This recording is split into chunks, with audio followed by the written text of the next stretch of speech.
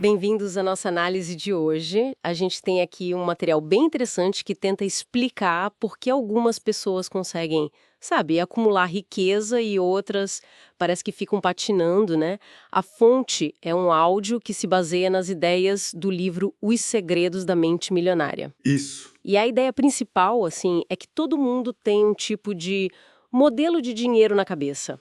Uma programação mental mesmo, que geralmente vem lá da infância. Uhum. E o material defende que esse modelo interno, olha, pode ser até mais decisivo para a vida financeira do que ter talento, estudo ou mesmo as oportunidades que aparecem. Exato. Nossa missão aqui é, então, dar uma boa olhada nisso, entender essas diferenças de mentalidade que a fonte aponta.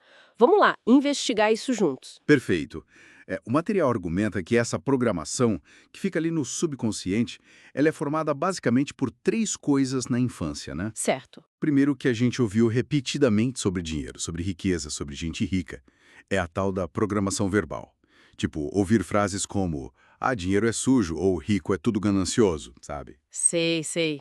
Coisas que ficam marcadas. Exato. Segundo, os exemplos que a gente viu, como nossos pais ou quem cuidava da gente, lidavam com dinheiro. Os modelos, né? O exemplo arrasta, né? Com certeza. E terceiro, experiências que marcaram a gente emocionalmente envolvendo o dinheiro, os tais episódios específicos. E aí, toda essa programação junta, ela acaba guiando nossos pensamentos, nossas ações com o dinheiro, meio que no automático. Faz todo sentido. E um contraste bem forte que o material traz é sobre o senso de controle, né? Sim. De um lado, teria a mentalidade da riqueza, que é tipo eu que crio a minha vida financeira. Ativa, né? Isso, protagonista. E do outro, a mentalidade mais ligada à dificuldade, que seria, na minha vida as coisas simplesmente acontecem. Uma postura mais passiva. Exatamente. E essa postura passiva, segundo a fonte descreve, muitas vezes leva a pessoa a culpar fatores externos. Sabe? A economia, o governo, o chefe. Tirar a responsabilidade de si. Isso. Ou então, encontrar justificativas para a situação, tipo, dinheiro nem é tão importante assim. Ou ficar sempre se queixando de tudo. Entendi. E ligado a isso, tem outro ponto. O foco. A mentalidade de riqueza focaria nas oportunidades, no potencial de ganhar. Já a outra mentalidade focaria nos obstáculos, no risco de perder. Basicamente procurando o que pode dar errado, sabe? É uma diferença grande de perspectiva mesmo. E seguindo essa linha, o material também fala das metas financeiras. Sim, as metas. Quem busca riqueza entraria no jogo do dinheiro para ganhar mesmo, buscando abundância, algo grande. Já a mentalidade de escassez jogaria para não perder. Só o suficiente para pagar as contas, para ter segurança básica. Pois é, o texto até usa uma imagem forte, né? Mirar nas estrelas versus nem mirar no teto direito. Exato. E isso me leva àquela ideia de pensar grande, que o material também aborda. Pensar grande. A fonte conecta isso com a vontade de resolver problemas maiores, de impactar mais gente, o que, por consequência, traria mais retorno financeiro. Tipo, a escala do impacto define a escala do retorno. Exatamente. E o pensamento pequeno estaria ligado ao medo. Medo de fracassar, claro, mas também, e isso é curioso, medo de ter sucesso. E um sentimento de não ser bom bastante, ou de não merecer mais, sabe? Nossa, medo do sucesso? Complexo isso. É uma questão de ambição e de como a pessoa se vê, né? E relacionado a isso, tem a atitude com quem já é bem-sucedido. O material diz que a mentalidade de riqueza tende a admirar, a querer aprender com outros ricos. Vê como inspiração. Sim, busca modelar, aprender estratégias. Já a mentalidade oposta guardaria ressentimento, talvez inveja, o que acaba criando uma barreira, né? Porque, como o texto pergunta, como você vai se tornar aquilo que você despreza? É um ponto forte. Muda um pouco o foco, mas ainda dentro da mentalidade.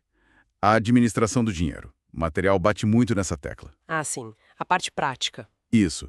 A ideia principal é que o hábito de gerenciar bem o dinheiro é mais importante do que a quantidade que você tem para gerenciar. Entendi. O hábito primeiro. Exato.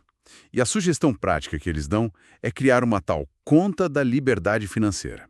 A ideia é depositar ali 10% de tudo que entra, 10%. Para que exatamente? exclusivamente para investir, para gerar renda passiva.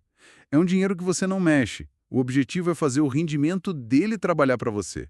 Mesmo começando com um pouquinho, o foco é criar o hábito, o músculo de separar e investir. Interessante essa ideia da conta separada. E sobre agir, porque não adianta ter a mentalidade e não fazer nada, né?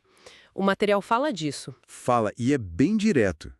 A fonte ressalta que agir é fundamental e que a mentalidade de riqueza impulsiona a pessoa a agir apesar do medo, apesar da dúvida, do desconforto. Agir mesmo com medo. Isso. A zona de conforto é vista como um lugar onde, assim, o crescimento financeiro não acontece. A disposição para fazer o que é desconfortável, o que é novo, seria um diferencial enorme. Então, parece que tem uma lógica que conecta tudo isso, né? Uma sequência. Tem sim. A fonte propõe uma fórmula, digamos assim. A sua programação mental, aquele modelo de dinheiro que falamos, leva aos seus pensamentos sobre dinheiro. Certo. Esses pensamentos geram seus sentimentos em relação a ele. Esses sentimentos ditam suas ações ou a falta delas. E as ações E produzem seus resultados financeiros. É um ciclo. Programação, pensamentos, sentimentos, ações, resultados. PPSAR. Exato. E para mudar os resultados, a sugestão é intervir lá na origem. Primeiro, tomar consciência dessa programação, a conscientização. Depois, entender de onde ela veio, o entendimento. Entendi. Olhar para trás. Isso. Aí se separar emocionalmente dela, a dissociação. E, por fim, ativamente instalar novas crenças, novos hábitos mais fortalecedores, o recondicionamento. É um processo de reprogramação consciente. Uau! É um modelo bem completo, então.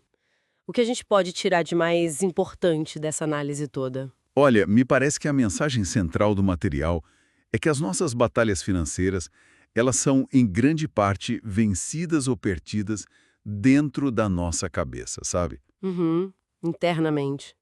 As crenças que a gente tem lá no fundo, que nem sempre percebe, teriam um peso gigantesco.